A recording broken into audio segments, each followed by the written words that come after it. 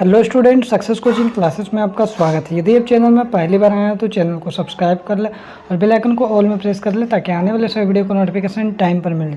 आज हम डिस्कस करने वाले हैं क्लास 9th का हिंदी का चैप्टर नंबर 2 लहसा की ओर। इससे पहले हम आपका चैप्टर नंबर 1 दो बैलों की कथा का वीडियो बना दिए हैं ऑब्जेक्टिव क्वेश्चन का। यदि आप नहीं देखें तो आप हमारे प्लेलिस्ट में जाकर देख सकते हैं। आज हम लोग डिटेल में बताने वाले हैं लहसा की ओर चैप्टर नंबर 2 ऑब्जेक्टिव क्वेश्चन आपको बताने वाले हैं।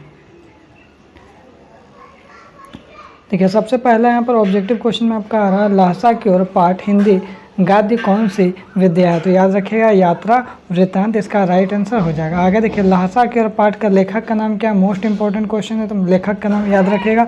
तो याद रखिएगा राहुल संस्कृतियान इसका बिल्कुल राइट आंसर हो जाएगा। आगे देखिए, तीसरा क्या बोल रहा है ना, राहुल संस्कृतियान का जन्म कहाँ हुआ। तो याद रखिएगा आजमगढ़ के पंदहा गांव में हुआ। आगे यदि देखते हैं क्वेश्चन नंबर 4 क्या बोल रहा है, तो बोल रहा है राहुल संस्कृत्यान जी ने कौन सी शास्त्र लिखा। तो याद रखिएगा कौन से शास्त्र लिखा, नागरिक शास्त्र, समाज शास्त्र, या आगे देखिए मानव शास्त्र या घुमक्कर शास्त्र। इसका राइट आंसर हो जाएगा और ऑप्शन नंबर डी बिल्कुल राइट आंसर हो जाएगा, घुमक्कर शास्त्र हो जाएगा। राहुल संस्कृत्यान जी ने कौन सा धर्म अपनाया था। राहुल संस्कृत्यान कौन सा धर्म अपनाया था, तो याद रखिएगा बौद्ध धर्म अपनाया था।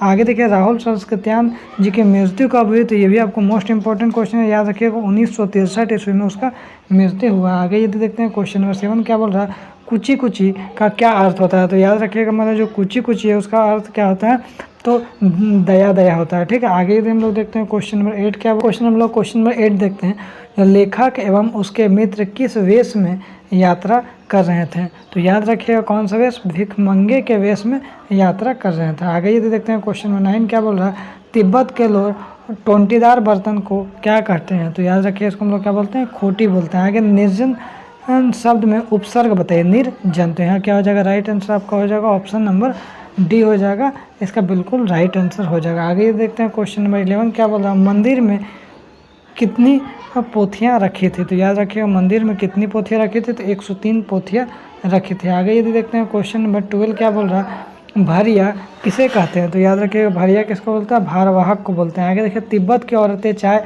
किसमें कूटती थी। तो याद रखिएगा इसका जो राइट आंसर हो जाएगा हमारा ऑप्शन नंबर बी, चोरी इसका बिल्कुल राइट आंसर हो जाएगा। आगे देखते हैं क्वेश्चन नंबर 14 देखिए क्या बोल रहा है, तिब्बत में सबसे खतरे की जगह कौन सी है। तो याद रखिएगा तिब्बत में जो सबसे खतरा का जगह होता है उसको हम लोग क्या बोलते हैं, डांडे बोलते हैं। आगे यदि हम लोग देखते हैं क्वेश्चन नंबर 15 क्या बोल रहा है, भीटे किस आकार का स्थान होता है। तो याद रखिएगा जो हमारा भीटे जो है किस आकार का स्थान होता है, तो टीले के आकार का ऊंचा स्थान होता है। आगे यदि देखते हैं क्वेश्चन नंबर 16 क्या बोल रहा है, लेखक और सुमति चोर डकैतों से बचने का कौन सा रास्ता अपनाते थे। तो याद रखिएगा भीख मांगने का रास्ता अपनाते थे। आगे देखते हैं क्वेश्चन नंबर 17 क्या बोल रहा है,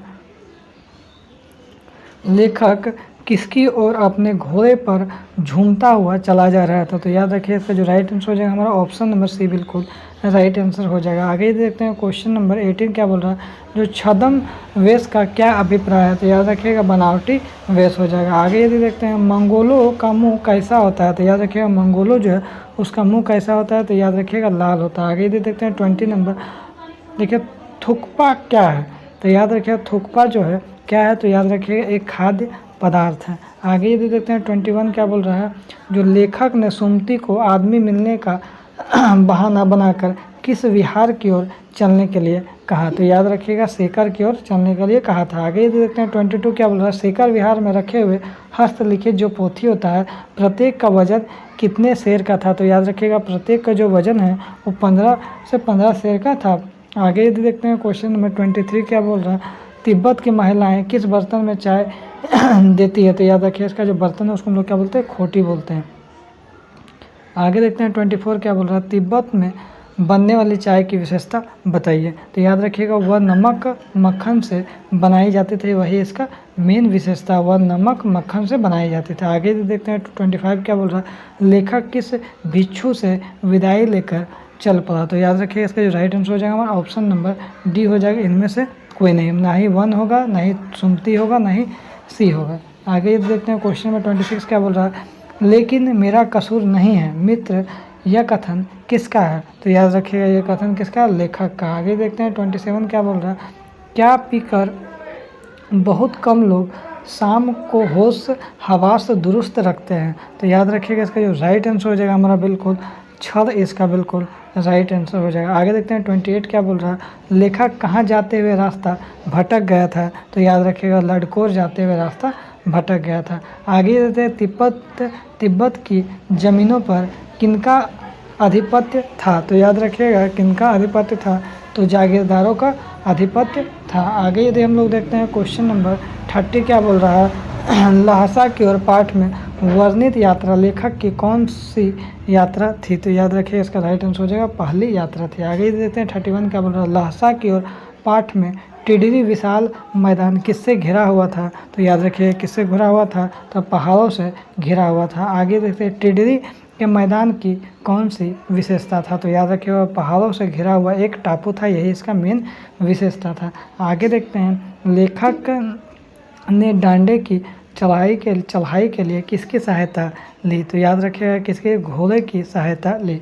आगे देखते हैं 34 क्या बोल रहा है, उस समय किसी भी भारतीयों को कहाँ जाने की मनाही थी। तो याद रखिएगा तिब्बत जाने की मनाही थी। आगे देखते हैं 35 क्या बोल रहा है, वह रास्ता प्रमुख रूप से किन लोगों के प्रयोग में आता था। तो याद रखिएगा सैनिकों और व्यापारी लोगों के लिए प्रमुख में आता था।